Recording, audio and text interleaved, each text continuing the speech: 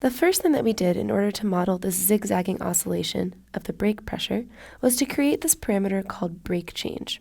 Just for simplicity, we've set the initial value of brake change to 0, but as we move down into the for loop, you can see that brake change alternates between having a value of 1 and -1. If the wheel slip falls below the constant low slip, then the brake change value switches to 1, and as soon as the wheel slip passes high slip, brake change switches signs and becomes -1. In the expression for B, after the next time step, we've ensured that B will not drop below 0 by setting 0 as the minimum value that it can take on. Then, using this min method right here, we're ensuring that its magnitude will not exceed max brake. However, anywhere in between 0 and max brake, it will take on this value right here. We take the value of B at the previous step and add to it step size times brake change, which is either going to make this a positive or a negative quantity, and multiply that by the hydraulic speed. Remember that hydraulic speed is just the rate of change of the strength of the brake. To visualize what we've done, let's look at our plots. This bottom graph shows how the brake strength changes with time. Just as we hoped, we see that our line either has a negative slope or a positive slope,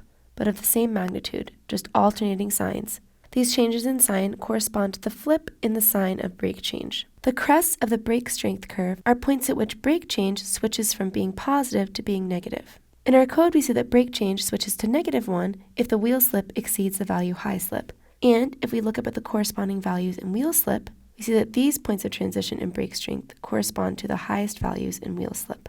And these lowest values of wheel slip, which we can see signal a switch in brake change to +1, correspond to a change in the sign of the slope of brake strength from negative to positive. Zooming out and looking at these plots as a whole, we see that the wheel slip is controlled very nicely, but the value of B does oscillate very strongly. And this would look pretty stressful for the brake mechanism. What we would want instead would be a value of B that would be close to the correct value. One option for this would be to limit the range of B by holding the pressure constant, or keeping the value of B constant, when B gets either too large or too small. Let's try that out by making a small change in our code. For just a second, I'm going to comment out this line, and instead implement this line. While our original line of code kept the value of B between 0 and max brake, we're now going to replace those respectively with 100 and 150. So B is going to be within a much smaller range of values. Now let's see what happens with this change. The first thing that I noticed when I looked at this is that, as we would expect, the graph of the brake strength doesn't look like it will put nearly as much strain and stress on the braking system as our previous system did.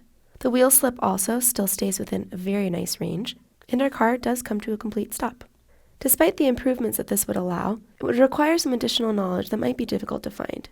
We'd have to be able to predict a reasonable range for B, depending on current road conditions, and we would also have to measure the hydraulic pressure of the brake. There are cheaper options that we could consider, such as looking at the deceleration of the wheel to decide when to stop increasing or decreasing the pressure, and to hold the pressure constant instead.